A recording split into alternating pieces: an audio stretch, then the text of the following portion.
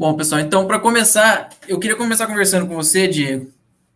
Primeiro, uma coisa um pouco menos relacionada aos incêndios, um pouco mais. Falar um pouco sobre o Pantanal mesmo. A gente tem muito essa ideia de que o Pantanal ele é só uma planície alagada, né? E que fica assim o ano inteiro. E eu queria só que você falasse um pouco como que é o Pantanal mesmo. Ele é só uma planície alagada?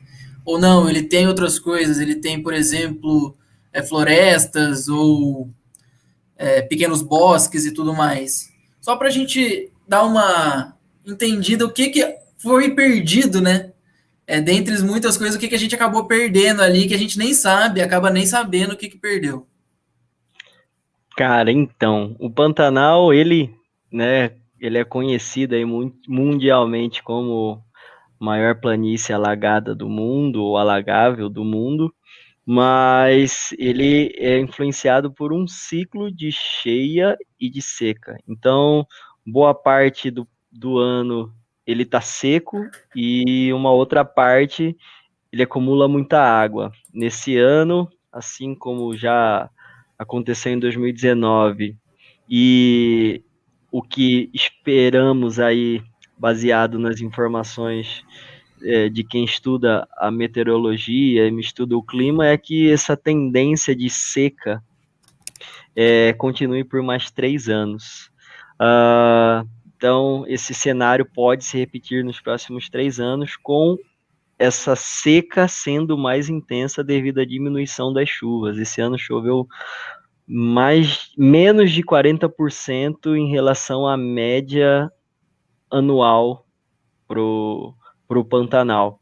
Então, assim, o Pantanal, além de ser essa planície alagada, ele tem diversas fitofisionomias que compõem o Pantanal.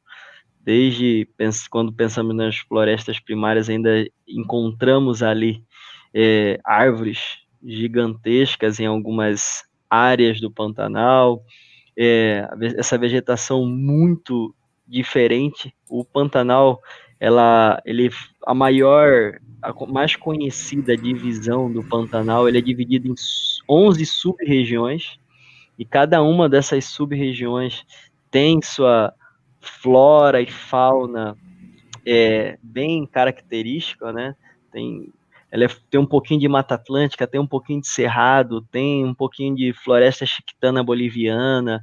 Então, assim, o Pantanal ele é muito diverso. Independente do. Toda vez que você vier para o Pantanal, toda vez que eu vou para o Pantanal fazer trabalho de campo, ele está diferente. Ou ele está seco, ele tá cheio, ele está florido, tem espécie que predomina mais numa época do ano, espécies migratórias. Então, assim, são mais de 2.000 espécies de plantas dentro do Pantanal, que já foram descritas no Pantanal, 580 espécies de aves, 271 espécies de peixes, 174 espécies de mamíferos. E também, quando pensamos em espécies ameaçadas, o Pantanal, ameaçadas de extinção, o Pantanal é um abrigo para diversas espécies ameaçadas de extinção, como a onça-pintada, a ariranha, a arara azul, a anta, que aqui no Pantanal encontramos populações equilibradas, populações estáveis dessas espécies, diferindo de outros biomas do Brasil. Então, o Pantanal ele tem muita biodiversidade, né? Ele tem muita coisa ainda a ser descoberta, inclusive. Então, precisa ser conhecido e conservado.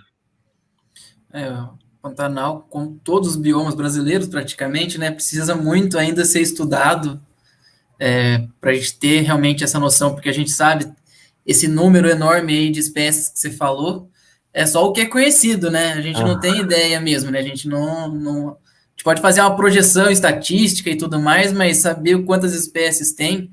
E o Pantanal, ele é um dos biomas com maior mosaico de paisagens que tem, né? exatamente. Então, a gente tem essa ideia de pensar, por exemplo, no Pantanal como só uma planície alagada, no Pampa também, como simplesmente um campão, umas ideias assim que não são realmente condizentes com o que é de verdade o bioma e tudo mais. Tanto que muitos dos biomas brasileiros também, né, o pessoal gosta de chamar de domínio, né, o domínio do Pantanal, o Uhum. domínio da Mata Atlântica, porque diz que cada regiãozinha pode ser um bioma por si só, né? De tanta coisa que tem.